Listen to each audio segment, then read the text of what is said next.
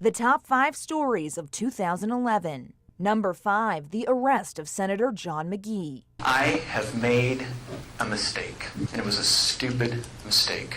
And I admitted it. I'm taking full responsibility for my actions that night. The senator was arrested early Sunday morning after police say he stole an SUV and drove it into someone's yard. Asked him what he was doing, and he thought he was in the promised land. I asked him, where were you? And he goes, I was golfing, and I want to get to jackpot. Deputies say while at the county jail, McGee blew a .15 on a breathalyzer test and was later charged with driving under the influence. Those actions are inconsistent with what I believe in and who I am, and I hope that I can somehow earn back the trust of those people that I've disappointed. Number 4, John Bojack's legal problems. I've been sitting here a year, what feels like treading water for a year, waiting for answers, waiting for my chance to tell my side of the story, and I just at one point said I'm mad as hell and I'm not going to take it anymore. John Bojack resigned last year after a dispute with Cannon County leaders. They say he pocketed public money from the Nampa Prosecution Service's contract. An agreement's an agreement. Shame on the county if they signed that.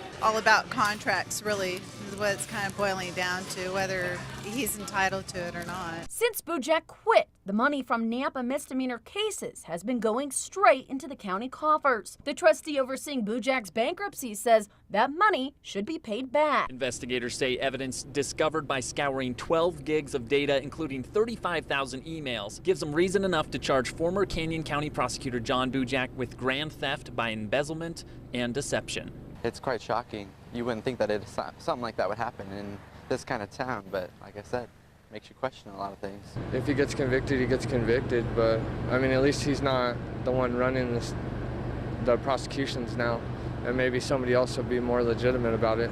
Number 3, the execution of Paul Rhodes. Paul Ezra Rhodes killed 3 people in 3 weeks back in 1987, a crime spree that terrorized southeastern Idaho. Reporters selected at random to view the execution described it as orderly, quiet, somber, even sterile. Rhodes, an Idaho Falls native, made a final statement in a clear, strong voice, but only admitted his responsibility to the victims' families for the rape and murder of 34-year-old Susan Mickelbacher.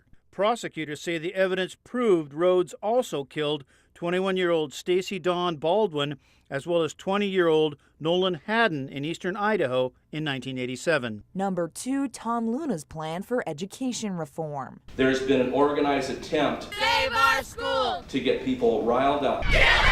I've heard objections. Idaho is not going to take it. Some of these concerns are logical. We want teachers, not high-tech teachers. But most of these concerns, Respect, fairness, voice, are based on misinformation. Despite a statewide effort, a petition to recall public school superintendent Tom Luna fails. if he believes his own lies. And acts of harassment didn't just happen at the coffee shop. Someone had knifed some of Luna's tires and spray painted his name, then crossed it out. This has never been about me. This has always been about reforming our education system so that we can educate more students at a higher level with limited resources. And number 1, the murder trial of Daniel Ehrlich. During the course of this long trial, the jury never saw any so-called smoking gun directly linking defendant Daniel Ehrlich to the murder of Robert Manuel. The evidence is circumstantial. You know, there's one thing that really got to me. What was that?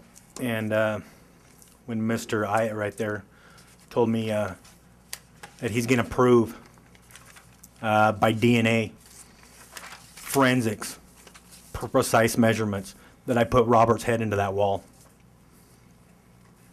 So now I sit here today, and I tell him, prove it. Count 1. Question number 1, is Daniel Edward Ehrlich Jr. guilty or not guilty of first-degree murder?